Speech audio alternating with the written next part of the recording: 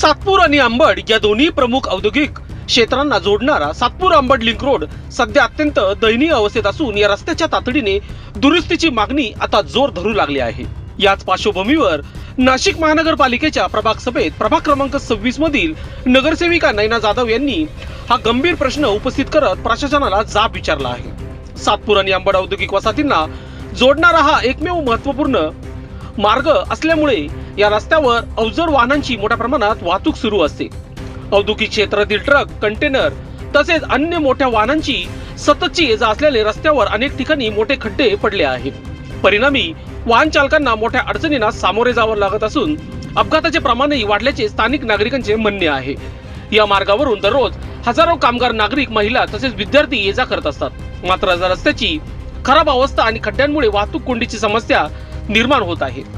त्यामुळे नागरिकांना वेळेवर आपल्या कामाच्या ठिकाणी पोहोचणे कठीण होत असून विशेषतः विद्यार्थ्यांना परीक्षेच्या काळात मोठा त्रास सहन करावा लागत आहे। याबाबत प्रभाग सभेत नगरसेविका नयना जाधव यांनी प्रशासनाची चांगलीच कोंडी करत सातपूर अंबड लिंक रोडची तातडीने दुरुस्ती करण्याची मागणी केली आहे।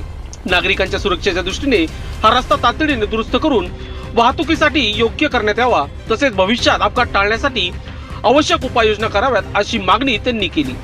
दरम्यान पाणी प्रश्नावर आयोजित करण्यात आलेल्या विशेष महासभेतही नगरसेविका नयना जाधव यांनी प्रशासनाला धारेवर धरले। गेल्या काही महिन्यांपासून पाटील पार्क व भोर टाउनशिप परिसरात दुर्गंधीयुक्त पाणी येत असल्याच्या तक्रारी नागरिकांकडून होत आहे। याच पार्श्वभूमीवर त्यांनी प्रशासनाला जाब विचारत नागरिकांना स्वच्छ पाणी पुरवठा करण्याची मागणी केली। सातपूर अंबड लिंक रोडची दुरुस्ती आणि परिसरातील पाणी समस्येवर तातडीने उपाययोजना कराव्यात अशी मागणी नागरिकांकडूनही जोर धरू लागली असून प्रशासनाने याकडे गांभीर्याने लक्ष देण्याची गरज व्यक्त केली जात आहे।